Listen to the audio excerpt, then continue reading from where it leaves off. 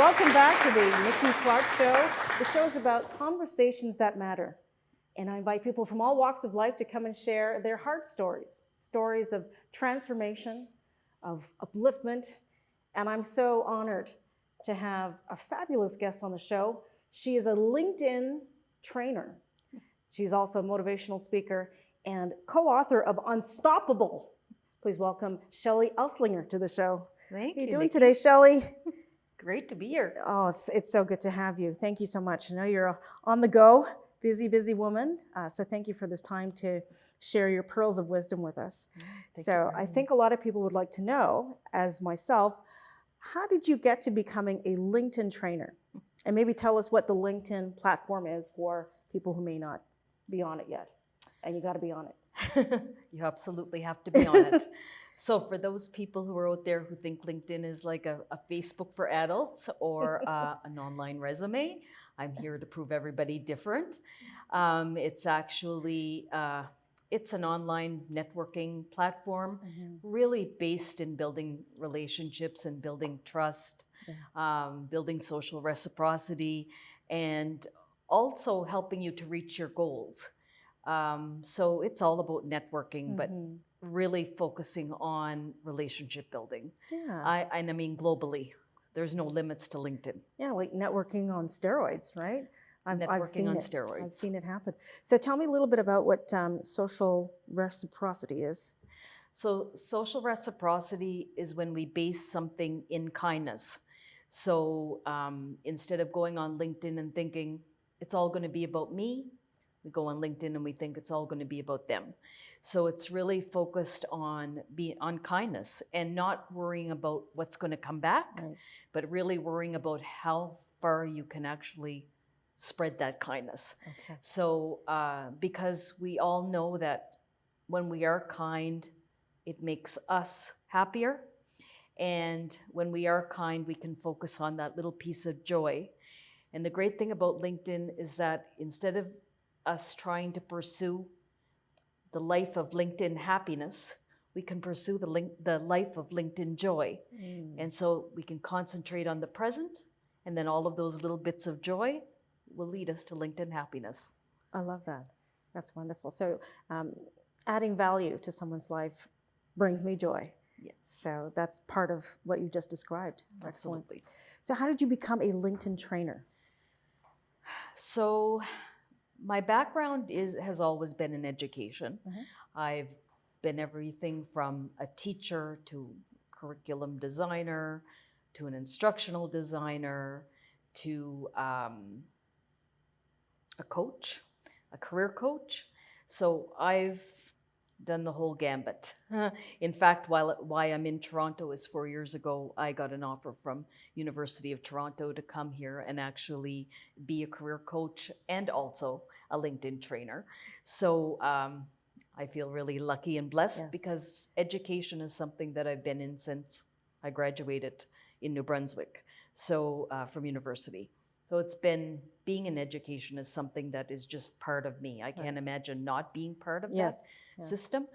But there was a gap. So what I noticed about 10 years ago in 2010, I noticed that the students that I was working with, it wasn't because they didn't have a high GPA or they didn't have the skill set. They just didn't have confidence. Right. And I wanted to find a way that could be different to impact them. Like to impact them, to tell their stories, to find their voice, to just believe in themselves. And then I looked at LinkedIn, and LinkedIn had actually was the catalyst that gave me my voice back.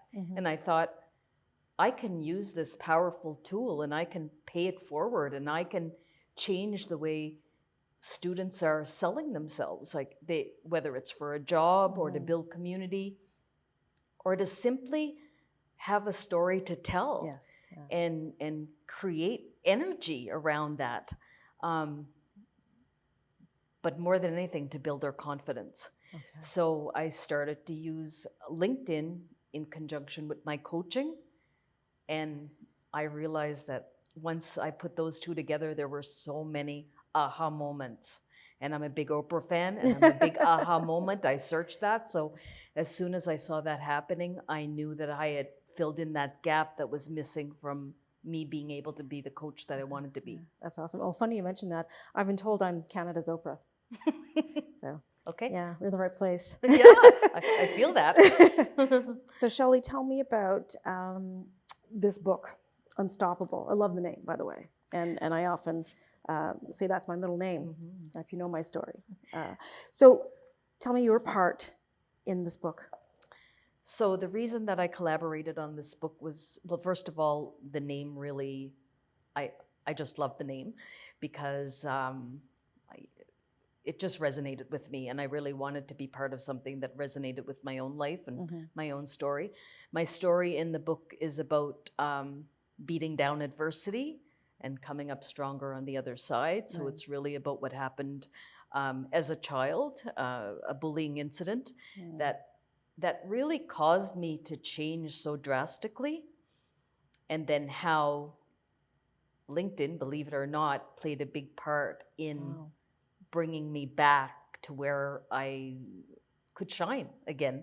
So it brought back your voice. It brought back my voice, and it actually took my voice from online to now offline. So it's actually quite an incredible story and journey.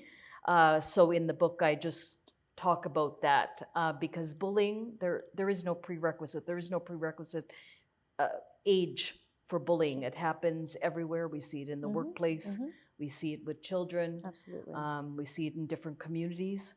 And so it also gave me the opportunity to be a voice and an advocate against bullying. Okay. So you talk about heels in this chapter. Can you tell us what that entails? So I talk about my red heels. I don't have them with me today, but they are an integral part of my story because one of the workshops that I created around LinkedIn is called LinkedIn in High Heels for women business leaders. It's called LinkedIn in High Heels, Rise Up and Lead Online. It's not really about the heels so much as it is about the height and the power that we associate with that. It comes from a time when I was 12, and when I was a 12-year-old, I had a cape. I was like an actress. I loved the stage. I think I did my first public speaking stint in grade 4. Wow. But I loved all that. So in grade 6, we had kind of a provincial championship at my school, which was really unusual because I come from a little village. At the time, it was called Jacket River. It's no longer Jacket River, but because it amalgamated. But back at the time, it was a small little village, I think, of 1,001, a population of 1,001. So everybody in the village was there that day for this public speaking event. And I was just about to speak on empathy, and I looked down into the audience, and I saw that my bully was there and sitting very close to the stage. Did you go to school with your bully? I did. Okay. Not every year, but when I hit 12 years old, we were in the same class together. Got it.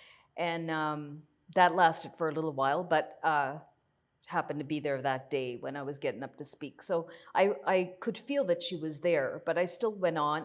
I was still prepared to do my speech because that was me on stage, ready to be the person that was going to be the highlight of the afternoon. Cape and heels and all, yes. With the heels and all. So I had my first pair of high heels that I asked for my parents for that special occasion. First pair of high heels.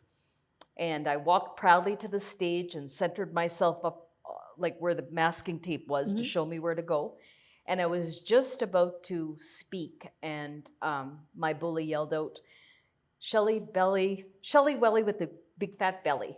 Really? And that was her thing that she used to always say to me, and then would laugh about it, thinking it was a joke. But that day, being there and standing there and in the silence, I could just feel this sweat, and I started to shake.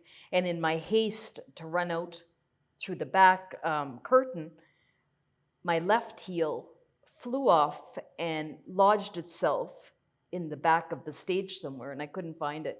So I grabbed my right heel, ran out the back door, and I vowed 2 things. 1, never to wear red heels again, high heels, and 2, never to speak in public again. And I didn't for many years because I became a coach, and that was easy to do one-on-one stuff. Sure. And it was easy just to avoid the stage, but I missed it. Yeah, because you're doing it vicariously. Yes. For other people. Yes. And then when I started to work with LinkedIn and realizing that I had a specialty there, and people were starting to feel impacted, and then at one point it just all came to life again for me, and then sooner or later I was on the stage again. In fact, I went back to Jacket River at one point. Did you run into her? No. Okay. She's no longer there, but I called up my old public speaking coach and I said, we have to go back to the school, and I have to get up on that stage, and I have to say that speech. And did you have your red heels? I did. Wow. Well, a new pair. New pair. And she said, I'll be part of that for sure. She was so excited, and we went, and because she remembered what happened. And I got up, and I mean, there were a few cracks in my speech, but for the most part, I remembered it. And I got up there and I said the speech, and that was like so freeing for me. I'm sure. And then after that, I was able to put back on my cape, which I have now, and just do my thing again. Yeah. So you made closure to that chapter. Made closure. And very empowering for people who knew the before and what happened in front of them, what unfolded. Exactly. That's a beautiful story. So here you are now, world-renowned motivational speaker. You're an author. You're training others, coaching others. So what's next for you? Is there anything coming up? Any workshops or any series online that we can tap into? I'm always doing workshops in and around Toronto, and in fact, I travel. I think I want to take it more internationally. I do end up traveling a bit, but I would really like to take LinkedIn in high heels on a wider scale. Yeah, global mission. On a global mission. Yeah. So I would really like to do that.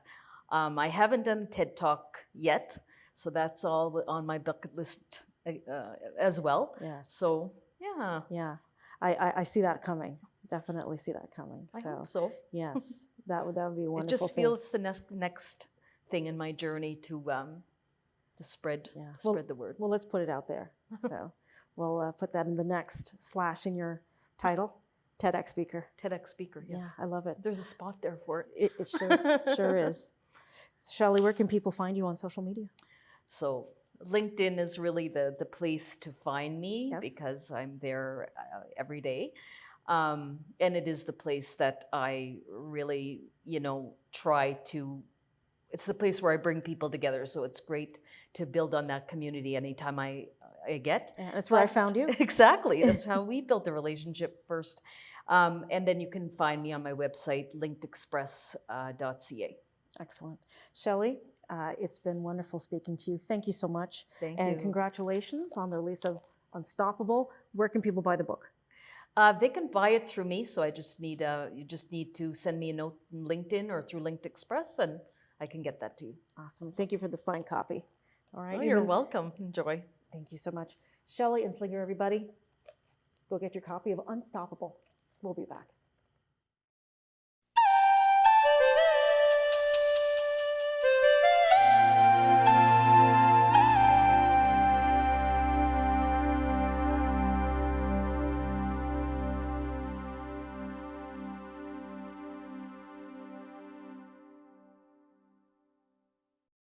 The Nikki Clarke Show, transforming lives one story at a time.